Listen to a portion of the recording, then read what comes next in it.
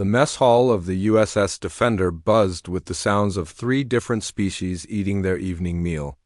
Jake Morrison sat at the human table, picking at his rehydrated beef stew while listening to the strange music that came from the alien sections. The crystalline Zephyrians made soft bell-like sounds when they ate, while the insectoid Vorthak clicked and chittered constantly. 6 months had passed since the Treaty of Kepler Station forced the 3 species to work together. Jake had hoped things would get better with time, but the aliens still treated humans like weak children who needed protection. As a lieutenant commander with 15 years of combat experience, Jake found this attitude frustrating. "Hey, Morrison," called out Sergeant Danny Wright from across the table. "You hear what happened in training today?" Jake looked up from his meal. Danny had been his friend since basic training, and they had served together in 4 different conflicts. If Danny sounded annoyed, something bad had happened. "What now?" Jake asked. The bug soldiers were laughing at Kelly when she told them about her grandfather's war stories. "They think our military history is just make-believe," Jake sighed. This was becoming a daily problem. The Vorthak and Zephyrians had advanced technology that made fighting seem easy to them. They could not understand why humans told stories about soldiers who fought against impossible odds or carried wounded friends for miles through enemy territory. A loud, chittering sound came from the Vorthak section. Jake turned to see Commander Crixith, a massive insect creature with 4 arms and compound eyes, gesturing wildly with his eating utensils. The universal translator on Jake's collar crackled to life. "The human female speaks of primitive warriors who refuse to retreat," Crixith was saying to his soldiers. "She claims one human carried another for 20 miles through a desert while being hunted by enemies. Such inefficiency would never be tolerated in a proper military force." More chittering filled the air as the Vorthak soldiers found this amusing. Jake felt his face getting hot, but he tried to stay calm. Getting angry would only prove their point about humans being too emotional. Captain Zeltar, the Zephyrian commander, added his own commentary. His crystalline body sparkled as he spoke, and his voice sounded like wind chimes in the translator. "The humans have a saying about never leaving soldiers behind," Zeltar said. "This is clearly a malfunction in their thinking processes. In any logical military operation, one preserves the maximum number of troops by abandoning those who cannot be efficiently recovered." The Zephyrian soldiers hummed in agreement, creating a harmony that Jake found irritating. He stood up, his chair scraping against the metal floor. The sound made several aliens turn to look at him.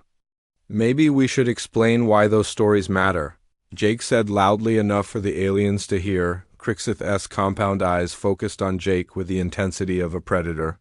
"Ah, the human pack leader wishes to enlighten us with more mythology?" Jake walked over to the alien tables, ignoring the worried looks from his fellow humans. He had dealt with hostile crowds before, but never ones that included beings who could tear him apart with their bare hands. "They are not myths," Jake said firmly. "They are examples of what makes human soldiers effective in combat." "Effective?" Zeltar's crystalline form shimmered with what Jake had learned was amusement. "Your species has the lowest physical capabilities of any in the Alliance. You cannot fly, you have no natural weapons, and your technology is centuries behind ours. What could you possibly teach us about warfare?" The alien soldiers around both tables began making their species versions of laughter.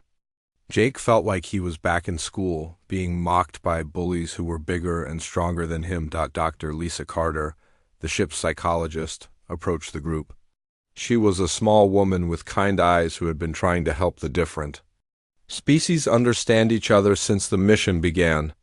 "What Commander Morrison is trying to explain," she said diplomatically, "is that human military effectiveness comes from psychological bonds between soldiers. When humans form these bonds, they become willing to take extraordinary risks for each other."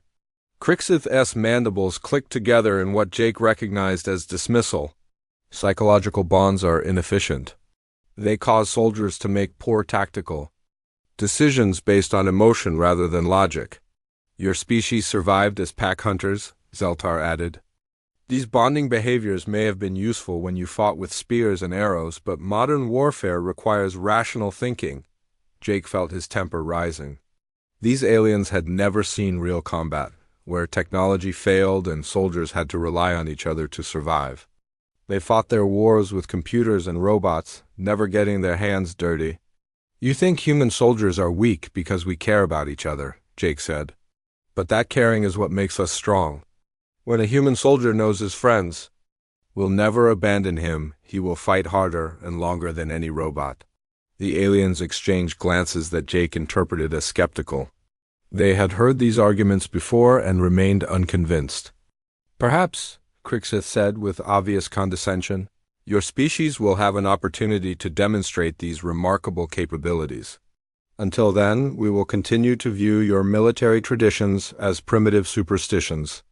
The Vorthok soldiers resumed their chittering laughter, while the Zephyrians created a musical harmony that sounded like mockery. Jake stood there for a moment, feeling the weight of their dismissal. Every human story about heroism and sacrifice was just entertainment to them. Danny Wright appeared at Jake's shoulder. "Come on, boss. Let's get out of here before you say something that gets us all in trouble." Jake nodded and followed his friend back to the human section. Around them, the alien soldiers continued their meal, occasionally glancing over with what looked like amusement. Jake knew they were probably making jokes about the sensitive humans who got upset when their fairy tales were questioned. As he sat back down, Jake noticed that the other humans in the mess hall were watching him with expectant faces. They wanted him to defend their species' honor, but he had no idea how to make the aliens understand. "They will learn," Jake said quietly to Danny. "Someday they will see what humans are really capable of." Danny nodded, but Jake could see the doubt in his friend's eyes. The aliens had better weapons, better armor, and better technology. What could humans possibly do that would impress them? Jake did not know the answer to that question yet. But he had a feeling that the opportunity to prove himself was coming soon. In space, dangerous situations had a way of finding you when you least expected them. The alarm klaxon woke Jake Morrison from a restless sleep. Red lights flashed in the corridors as he pulled on his uniform and ran toward the command center. Emergency calls in the middle of the night usually meant trouble, and Jake had learned to trust his instincts about these things. The command center was already full of officers from all three species when Jake arrived. Admiral Helen Rodriguez stood at the central display, her weathered face showing the strain of command. She had been fighting wars since before Jake was born, and she was one of the few humans that the aliens seemed to respect. "We have received a distress signal from the mining colony on Zarian 7, Admiral Rodriguez announced. "Separatist forces have taken approximately 40 hostages, including civilian miners and their families. They are demanding the release of their imprisoned leader, Marcus Kane." Jake knew about Kane. The man had been leading terrorist attacks against the Alliance for 2 years before they finally captured him. He was scheduled to be executed next month, which probably explained why his followers were getting desperate. "What are the conditions on Zarian 7? Asked Captain Zeltar, his crystalline form glowing with interest. "Hostile in every way," the Admiral replied. "The planet experiences regular plasma storms that interfere with most electronic equipment. The temperature ranges from -40 to +60 degrees Celsius. The gravity is 1.3 times Earth normal, and the atmosphere contains trace amounts of toxins that can be fatal with prolonged exposure." Commander Crixith's mandibles clicked together in what Jake recognized as concern. "Our advanced targeting systems will be unreliable in such conditions. Perhaps we should wait for the storm season to pass." "The hostages don't have that long," Admiral Rodriguez said firmly. "Intelligence suggests the Separatists are prepared to execute prisoners if their demands are not met within 72 hours. Jake studied the tactical display showing Zarian 7's surface. The mining colony was built into a mountain with tunnels and chambers extending deep underground. The Separatists had chosen their location well. It would be almost impossible to assault from the air, and the maze-like layout would make any ground attack extremely difficult. "I volunteer to lead the human contingent," Jake said. Stepping forward, several alien officers turned to look at him with expressions that Jake interpreted as skeptical. He had seen those same looks in the mess hall just a few days ago. With respect, Commander Morrison, Zaltar said in his musical voice, this mission will require soldiers who can function effectively in extreme conditions. Perhaps the humans should remain aboard the ship while more capable forces handle the dangerous work. Jake felt his temper rising, but he kept his voice steady. My team has trained for exactly these kinds of conditions. We specialize in low technology combat scenarios. Your team uses primitive projectile weapons, Crixith pointed out. Our plasma rifles are far more effective. Not in a plasma storm, Jake replied. Your energy weapons will malfunction and your targeting computers will be unreliable. My soldiers are trained to fight with basic equipment that works in any environment. Admiral Rodriguez held up her hand to stop the argument. This will be a joint operation. Commander Morrison will lead the human forces, working alongside Captain Zeltar and Commander Crixith. All three teams will deploy simultaneously. The briefing continued for another hour as they studied the layout of the mining complex. The Separatists had fortified themselves on the lower levels, using the natural rock formations and mining equipment to create defensive positions. The hostages were being held in a large chamber that had once been used for equipment storage. Intelligence suggests they have heavy weapons and are prepared for a siege, Admiral Rodriguez explained. They have also rigged several sections with explosives, making any assault extremely dangerous. Jake examined the tunnel maps more closely. The mining complex was like a giant ant hill with passages connecting different levels and chambers. Some tunnels were large enough for vehicles, while others were barely wide enough for a single person to crawl through. What about the civilian workers? Asked Dr. Carter, who had joined the briefing. Are there any still in the complex who might be able to help us? All non-essential personnel were evacuated when the Separatists arrived, the Admiral replied. The only people left are the hostages and their captors. As the briefing ended, Jake noticed the alien officers talking quietly among themselves. He caught fragments of their conversation through the universal translator, and he did not like what he heard. The human commander seems confident, Zeltar was saying to Crixith. But confidence without capability is merely arrogance. Indeed, Crixith replied. I estimate the humans will call for evacuation within the first hour of combat. Their species lacks the physical and mental fortitude for sustained conflict. Jake pretended not to hear, but the words stung. He had been fighting wars since he was 18 years old, and he had never abandoned a mission or left a soldier behind. But the aliens saw humans as weak creatures who needed protection. Danny Wright appeared at Jake's side as they left the command center. I heard what those bugs and crystals were saying. They think we're going to run away at the first sign of trouble. Let them think that, Jake said quietly. Actions speak louder than words. What if they're right? Danny asked. What if we can't handle this mission? Jake stopped walking and looked at his old friend. They had been through hell together more times than he could count, and Danny had never shown fear before. The alien attitudes were affecting everyone. Remember the story Kelly told about her grandfather? Jake asked. The one where he carried his wounded friend through 20 miles of desert? Danny nodded. The aliens think that story is impossible.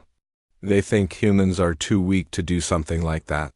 But you and I both know soldiers who would do exactly the same thing. Yeah, Danny said, his confidence returning. We would. This mission is our chance to show them what humans are really capable of, Jake continued. Not just in terms of fighting, but in terms of never giving up and never leaving anyone behind. They reached the armory, where other human soldiers were already preparing their equipment. Jake noticed that everyone was choosing the most basic, reliable weapons available. No fancy electronics or complicated systems, just simple tools that would work in any condition. Private Amy Brooks looked up from cleaning her rifle. Commander, is it true that the aliens are betting on how fast we'll retreat? Jake had not heard about any betting, but it sounded like something the aliens would do. What they think doesn't matter. What matters is that 40 innocent people are depending on us to bring them home safely. And we will, added Corporal Tony Martinez, who was checking his engineering equipment, whatever it takes. Jake felt a surge of pride in his soldiers. They might not have the advanced technology of the aliens, but they had something more important. They had the determination to succeed no matter what the cost. As they prepared for departure, Jake could not help but think about the conversation in the mess hall. The aliens believed that human military traditions were just myths and stories. Tomorrow, they would learn that some myths were based on truth. The mission to Zarian 7 would be dangerous and difficult. But it would also be an opportunity to prove that humans belonged in this alliance as equals, not as junior partners who needed constant protection. Jake finished checking his gear and looked around at his team. They were ready for whatever waited on that hostile planet. The only question was whether the aliens would be ready for what humans could accomplish when they were fighting for something they believed in. The transport ship shook violently as it descended through Zarian 7's atmosphere. Jake Morrison held onto his safety harness while purple lightning crackled outside the viewport. The plasma storm was worse than the weather reports had predicted, and the ship's pilot was struggling to maintain control. "Landing in 30 seconds, announced the pilot over the intercom. "This is going to be rough." Jake looked around at his team. Danny Wright was checking his rifle for the third time, while Amy Brooks stared out the window at the hostile landscape below. Tony Martinez was reviewing the mining complex blueprints on his tablet, which kept flickering due to electromagnetic interference. On the other side of the transport, the alien soldiers were having problems. Captain Zeltar's crystalline form was dim and flickering, while Commander Crixith's compound eyes were rapidly moving as he tried to get his equipment to work properly. "My targeting system is malfunctioning," Zeltar announced, his voice filled with frustration. "The plasma interference is affecting all our advanced systems." "Same here," Crixith replied, his mandibles clicking anxiously. "Our communication devices are only working at 20% efficiency." Jake felt a grim satisfaction. This was exactly what he had predicted during the briefing. The aliens relied too heavily on their technology, and when it failed, they did not know how to adapt. The transport landed with a bone-jarring crash that threw everyone against their restraints. Through the viewport, Jake could see the mining complex built into the side of a black mountain. Purple lightning continued to flash across the sky, and the wind was so strong that rocks were being blown around like sand. "Remember," Jake told his team as they prepared to disembark, "keep your weapons simple and your communications basic. This storm is going to get worse before it gets better."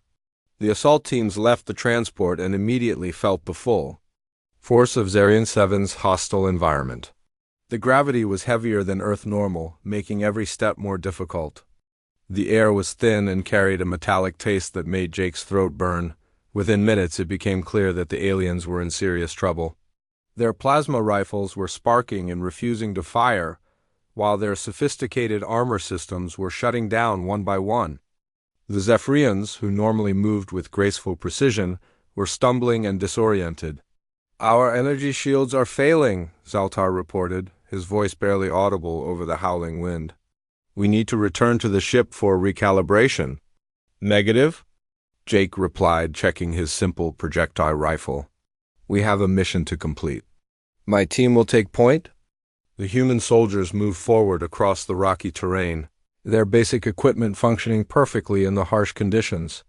Jake had insisted on analog communication devices that worked on radio frequencies unaffected by the plasma storm.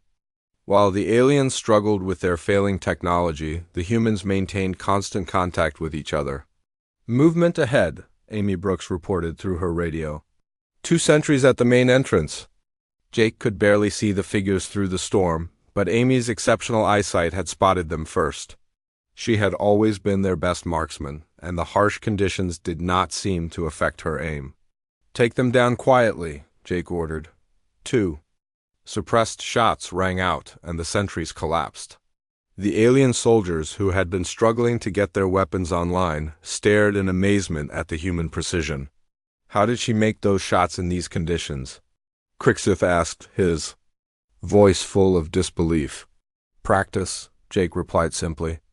"Amy has been training for scenarios like this since she joined the military." The assault team reached the entrance to the mining complex, where they found the heavy doors had been welded shut. Tony Martinez immediately began setting up cutting equipment, while the others provided security. "This is going to take at least 10 minutes, Tony reported. The Separatists really didn't want anyone getting in this way. Behind them, the alien soldiers were still struggling with their equipment. Failures. Several Zephyrians had lost their energy shields completely, while the Vortex soldiers were having trouble with their advanced targeting systems. "Perhaps we should wait for the storm to pass," Zeltar suggested. "Our effectiveness is severely compromised." "The hostages don't have time for us to wait," Jake replied. "We adapt and overcome." As Tony worked on the doors, Jake noticed that the alien soldiers were watching the humans with new interest. For the first time since the mission began, they were seeing humans perform better than them in combat conditions. "Got it," Tony announced as the doors swung open. "Entry point is clear." The team moved into the mining complex, where the conditions were slightly better but still challenging. The tunnels were dark and filled with dust, and the electromagnetic interference continued to affect equipment. Jake led the way using a simple flashlight and paper maps, while the aliens struggled to get their advanced navigation systems working. The human soldiers moved with confidence through the maze-like passages, using techniques they had learned in urban warfare training. "Contact ahead," Danny Wright whispered into his radio. 3 hostiles guarding the main corridor. The firefight was brief and decisive. The human soldiers used their knowledge of the tunnel layout to outflank the Separatists, while the aliens provided what support they could with their partially functional weapons. "Impressive tactics," Crixith admitted as they secured the area.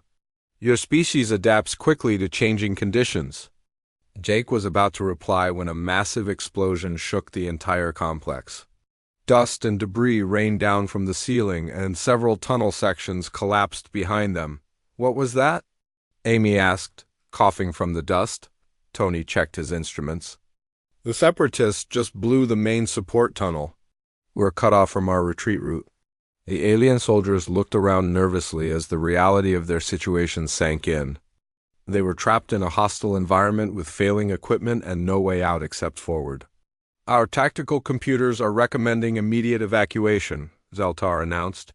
"The mission parameters have changed beyond acceptable risk levels." Jake looked at his team and saw determination in their faces. They had trained for situations exactly like this, where everything went wrong and the only choice was to keep moving forward. "We don't evacuate," Jake said firmly. "We complete the mission. Those hostages are counting on us." "But the logical choice is to withdraw and regroup," Crixith protested. "Continuing forward will likely result in casualties." "Maybe," Jake agreed. "But abandoning the mission will definitely result in casualties. 40 innocent people will die if we don't reach them." The alien soldiers exchanged glances that Jake could not interpret. They seemed to be having some kind of silent conversation about the human decision to continue. "This is not logical," Zeltar said finally. "Your species makes decisions based on emotion rather than rational analysis." "Call it what you want," Jake replied, "but we're going to finish what we started." As the team prepared to move deeper into the complex, Jake noticed that the alien soldiers were following them with something that looked like respect. For the first time since the mission began, they were seeing humans lead by example rather than just talking about their capabilities. The storm continued to rage outside, and their equipment continued to malfunction. But Jake's team was just getting started. They had 40 people to save, and they were not going to let anything stop them. The deeper tunnels of the mining complex were darker and more dangerous than Jake Morrison had expected. His team moved carefully through the narrow passages, using hand signals to communicate when their radios failed completely. The electromagnetic interference was getting worse the further they went underground. "Water ahead," Tony Martinez whispered, pointing to a flooded section of tunnel. "Looks like the explosion damaged the drainage system." Jake examined the rising water with his flashlight. It was already knee-deep and climbing steadily. "Worse," The water had an oily sheen that suggested it was contaminated with mining chemicals. "We need to move faster," Jake told his team. "This whole section is going to flood soon." Behind them, the alien soldiers were struggling even more than before. Captain Zeltar's crystalline form was barely glowing, and Commander Crixith's advanced armor systems had shut down completely. They were now dependent on the humans for navigation and tactical guidance. "My environmental systems are failing," Zeltar announced. "The toxic atmosphere is affecting my species more severely than anticipated." Jake handed him a basic breathing mask from his pack. "Use this. It's not fancy, but it works." As they moved through the flooded tunnels, Jake's radio crackled with static.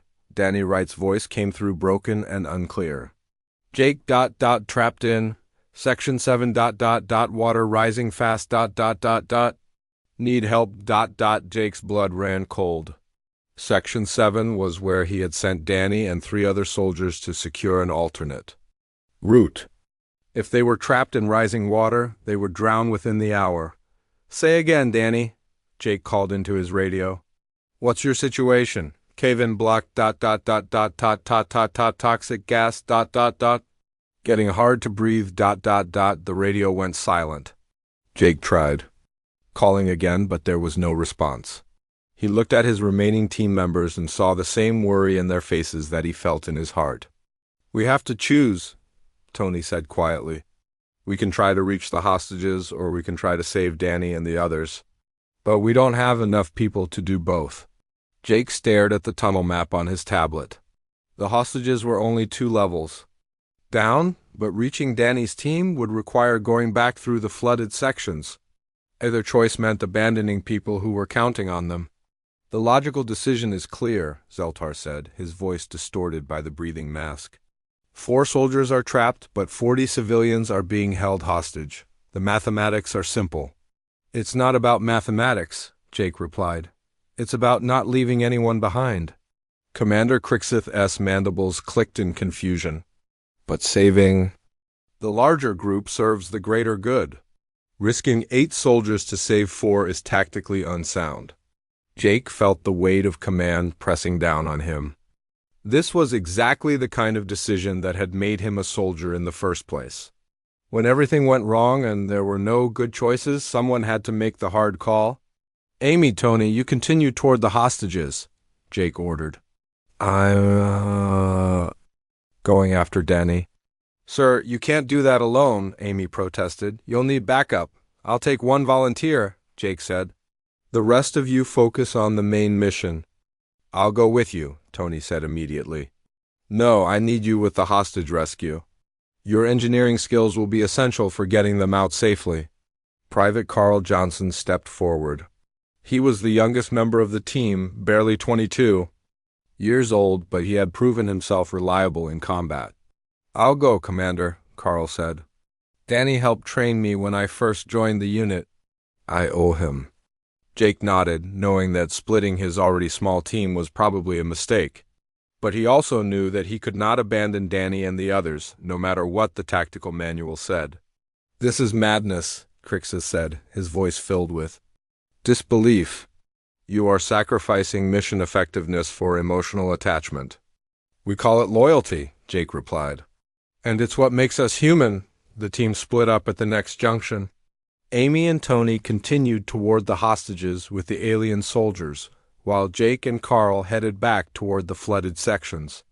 The water was now waist-deep and rising steadily. "The toxic levels are increasing," Carl reported, checking his simple chemical detector. "We have maybe 30 minutes before this air becomes lethal." Jake pushed forward through the contaminated water, following the tunnel system toward Section 7. The weight of his equipment and the heavy gravity made every step exhausting. But he kept moving. They reached the cave-in site to find a wall of rubble blocking the passage. From the other side, they could hear voices calling for help. Danny's team was alive, but barely. "Danny, can you hear me?" Jake shouted. "Jake? Thank God, the water's up to our chests and rising fast." "Billy's unconscious from the gas, and we can't move the rocks from this side." Jake examined the rubble pile. It would take heavy equipment to clear it, and They did not have that kind of time. But there was another way, a maintenance shaft that ran parallel to the main tunnel. "Carl, help me get this cover off," Jake said. Pointing to a metal grate in the floor, the maintenance shaft was barely wide enough for one person to crawl through. It was also partially flooded and filled with pipes that made movement difficult. Jake squeezed into the tight space and began crawling toward his trapped friends. The shaft was a nightmare of sharp edges and toxic water. Jake's breathing apparatus kept fogging up, and he had to feel his way forward in complete darkness. Behind him, he could hear Carl struggling to keep up.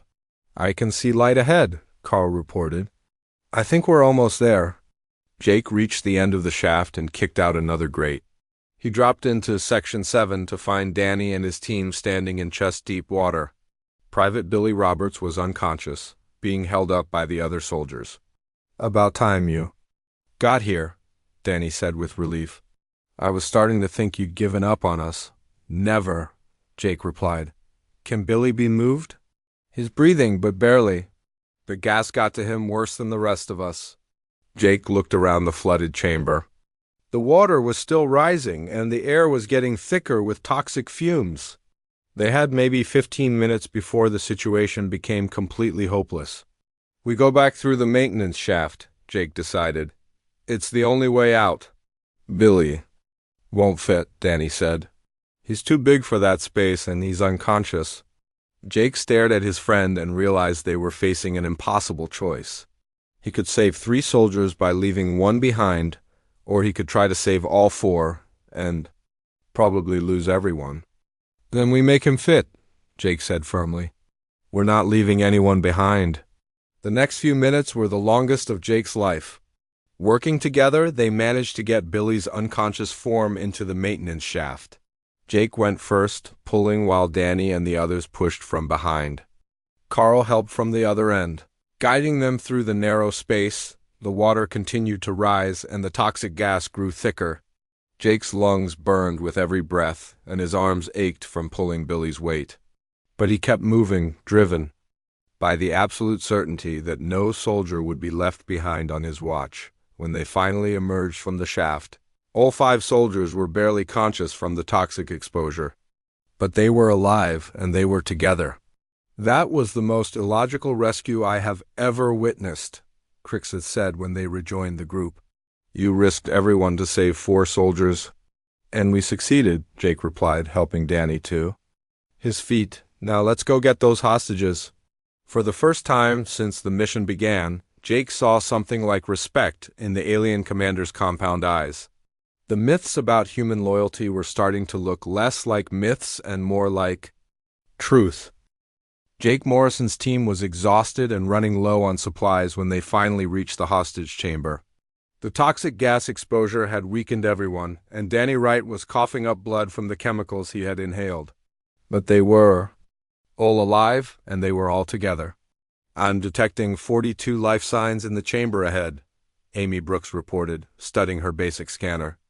"That matches the hostage count, plus guards." Jake examined the final approach to the hostage area. The Separatists had chosen their position well. There was only one entrance, and it was heavily fortified with mining equipment and explosives.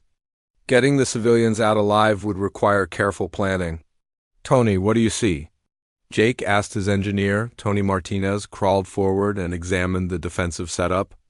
"They have the entrance rigged with charges. But the real problem is deeper. I'm detecting a massive explosive device in the chamber itself. If they trigger it, everyone dies." Commander Crixus S. Mandibles clicked nervously. "Our mission parameters did not include dealing with a potential mass casualty event. Perhaps we should call for backup." "There's no time," Jake replied. "According to our timeline, the Separatists are going to start executing hostages in 20 minutes. Captain Zeltar S. crystalline form flickered with what Jake had learned was anxiety. "The logical approach is to attempt negotiation. Violence will likely result in civilian casualties." Jake understood the alien reluctance to act. Their species had advanced beyond the need for desperate tactics, fighting their wars with technology and overwhelming force. But humans had learned.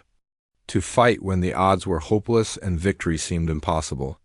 "Danny, can you and Carl create a distraction at the main entrance?" Jake asked Dot. Despite his injuries, Danny nodded. "What kind of distraction? Loud and obvious?" "Make them think we're planning a direct assault. Amy and Tony will use the ventilation system to get above the chamber. When the shooting starts, they drop down and secure the hostages." "What about the explosive device?" Tony asked. "I'll handle that," Jake said. "There's a maintenance tunnel that leads directly under the chamber. I can reach the device from below." The alien soldiers exchanged glances that Jake could not interpret. They seemed to be having another one of their silent conversations about human tactical thinking. "This plan has multiple failure points," Crixith observed. "If any element goes wrong, the entire operation collapses."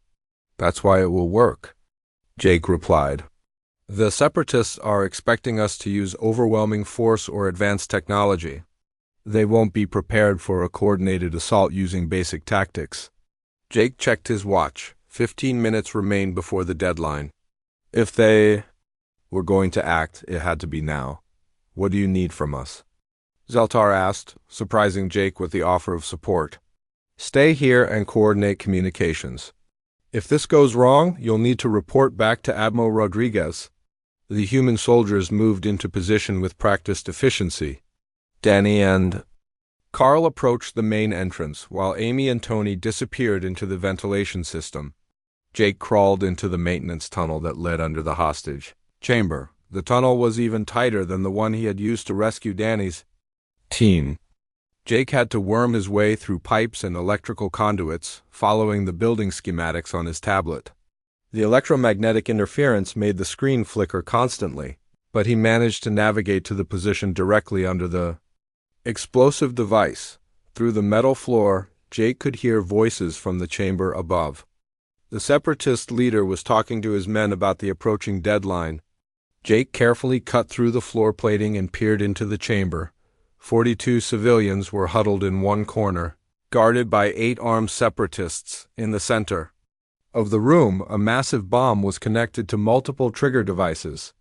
If anyone tried to disarm it incorrectly, the explosion would vaporize everyone in the chamber. Jake's radio crackled with static. "In position," Amy whispered from the ventilation shaft above.